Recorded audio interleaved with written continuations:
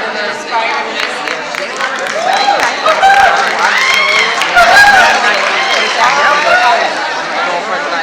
So we're going to leave. We're going to be all day. We're going to be the wow women, right? So anything we're getting to the sun, we're going to wow women. And we're going to feel the mountain.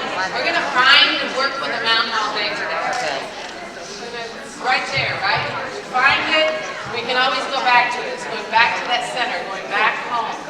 And we're going to weave Elizabeth's message in throughout her entire day. So it's like creating this beautiful tapestry, this beautiful cloth.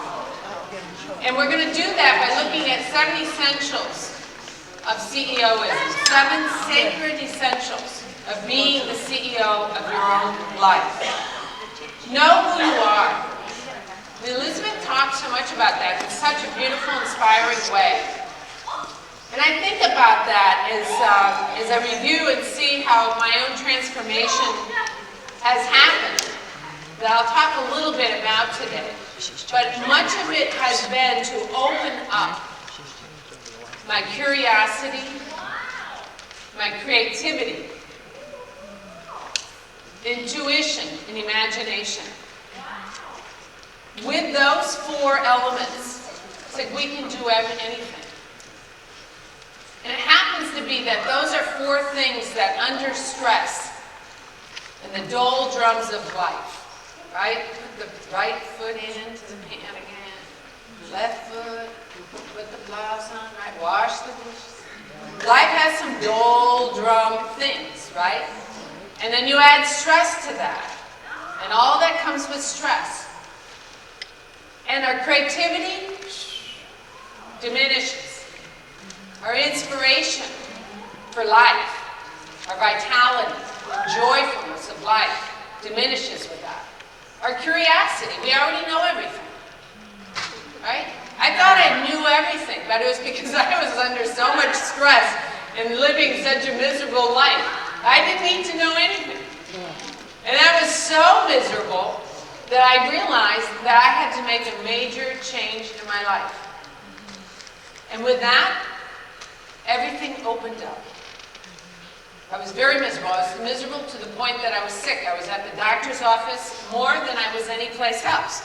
And I was working at the medical school at the time, so the good news was that the doctor's office was just across the street.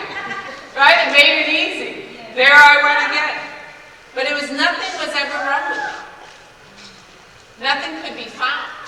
I couldn't get out of bed. And one day I went and she goes, Paula, we're going to rule out cancer again. We're going to test for every possible cancer again. But it's not, we're not going to find anything.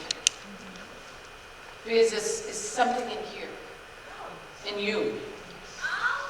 And she told me, this was my physician, a wonderful woman, a wild woman. And this was in 2006. And she goes, you know, why don't you watch this movie, The Secret? Anybody watch The Secret? It's been out for a while. So it's all about what we're talking about today. So, but with her she told me something I already knew. That it was something in my perception. There were a lot of people happy working at the medical school. I just no longer was one of them. I was 12 years, I was faculty, I was at the Mailman Center for Child Development. Some of you have maybe heard of that. I was working in what at one point in time in my life was my career position, and it was at that time in my life, but it no longer was. Lots of things had changed around me, and I couldn't change with it. And I was dying inside. Yeah. So with that truth, with her looking at me and telling that truth, and we all need friends and physicians and spouses and that will speak to you in truthful ways, right? I walked across the street, I picked up the phone, and I made an appointment to resign my position. It was like I was walking off of a plane. And I went home and I decided I could put my house up for sale, and I could really go on and finish my PhD, which I had started, and save my sanity at the same time, and my health and my well-being. But I had to take a risk. And risk sometimes is difficult. I'm not a person, I realize I thought I had been of great risk. I take a lot of small steps, so it takes me a long time to get somewhere. I'm going by leaps and bounds. It's like time's running out. I gotta get going here. You gotta get going, right? Some of you feel like time's running out. You got things to do that you haven't got done, and time's running out, and you're in the same data and you're in the same space and can't move out, and you're stuck, and it's like you're all tied up. But we got our own selves tied up. We don't need anybody else ties up. We tie ourselves up, and we're the only ones that can untie ourselves. Right? So I untied myself by walking off the plane, resigning from my position, selling my house, putting everything in storage, except for 2 suitcases. And off I went.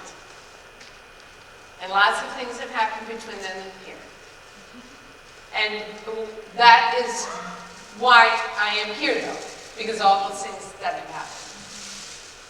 And I opened up my creativity, my curiosity, my intuition, and my imagination. And we're going to have you do that today in a tangible way. We're doing it right now as we just become curious. And Elizabeth speaks, and then you share, and you become curious about something going on within yourself. Something gets stirred. A desire comes up that you've held for a long time, and it's getting renewed. So we're creating, Dana Pace all back to back, in the back of the room, and you'll meet her more throughout the day, has created these beautiful, and they're on your chair, vision boards. And we open them up, just as we open up our creativity. It's like a lotus flower. I see it like a lotus flower. Dana created them as a lotus flower. You know, in Buddhism, it's the symbolism, right, of opening up the heart. As we open up our heart, our beingness, and expansion of that beingness, it's like opening up a flower. Or you can imagine it however it comes to you, because it's your imagination. As you open them up, your creativity, your imagination, your intuition, your ability to know, really connecting in with yourself, because we have this inner voice. And when we quiet our mind, it speaks to us.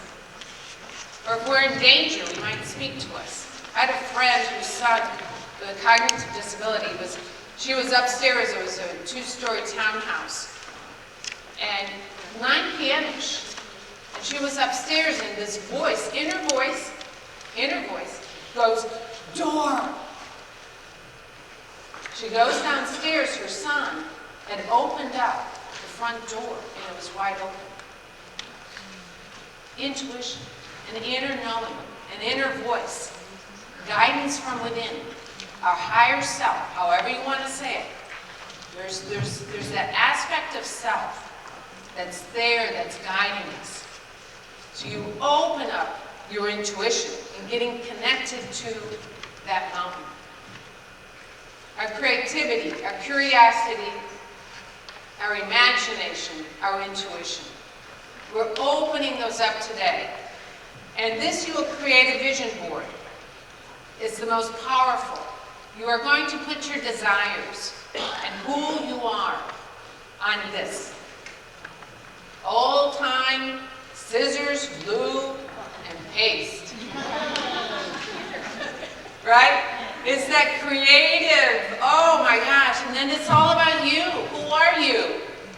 We know, it took me years. I knew my daughter. I had a daughter, Alexandra, with a disability. She lived 12 years.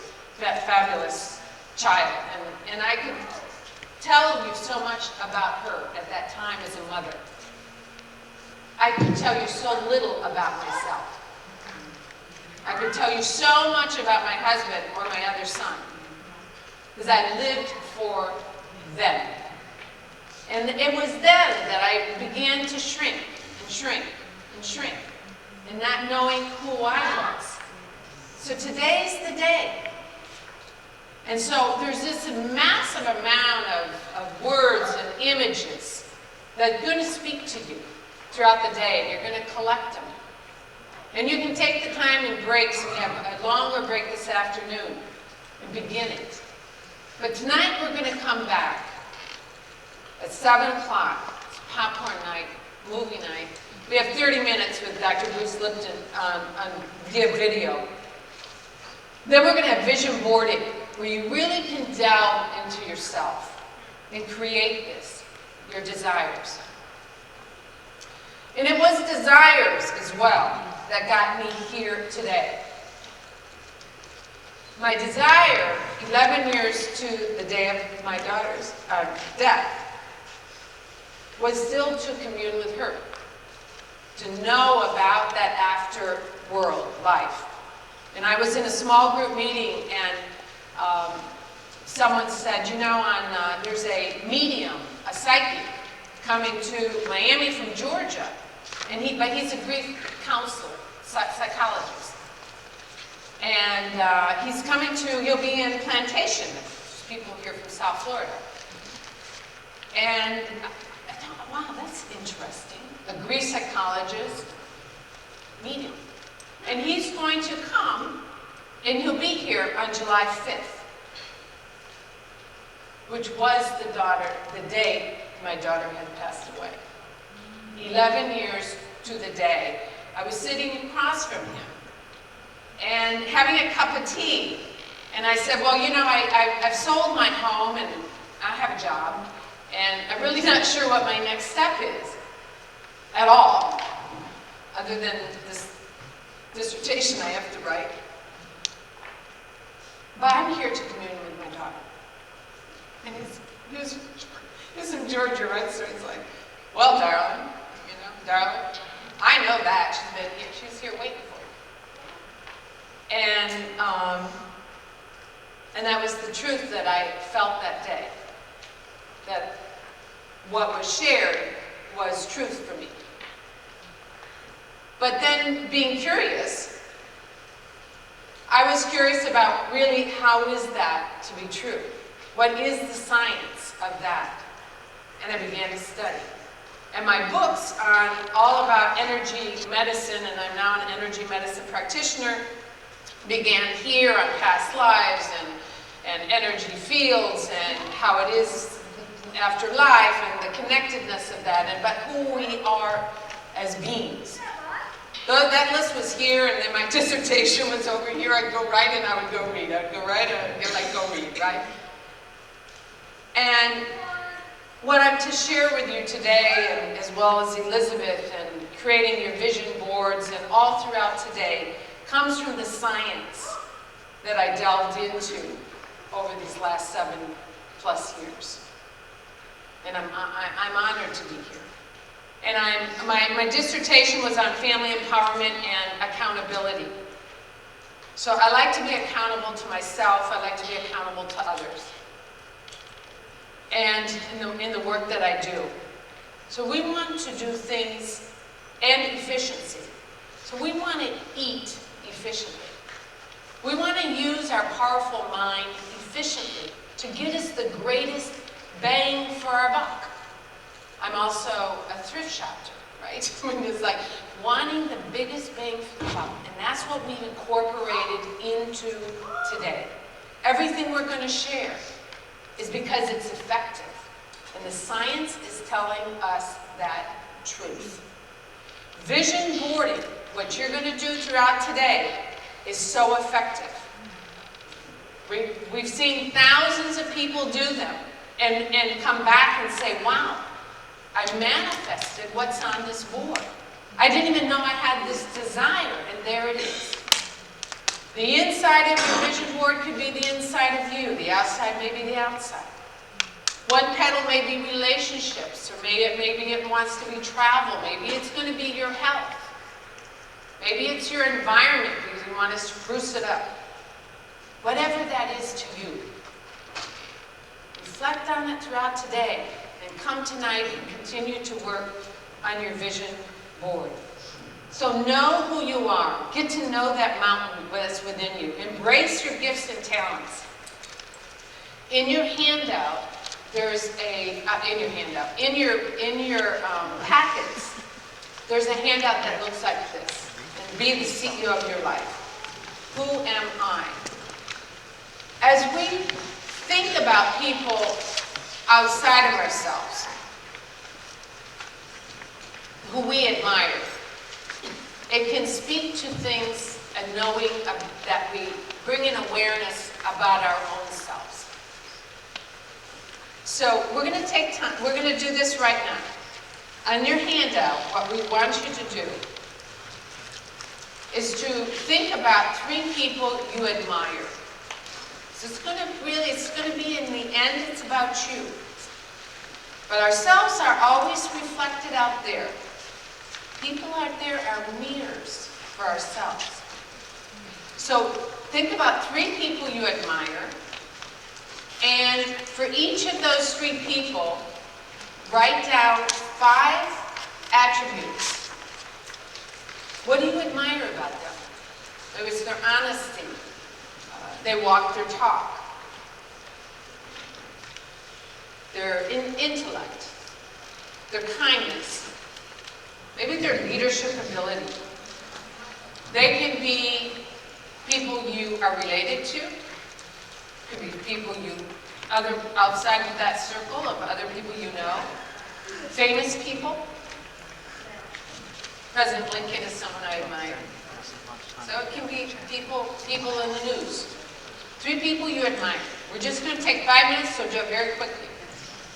Write down 3 people, 5 things that you admire about each person.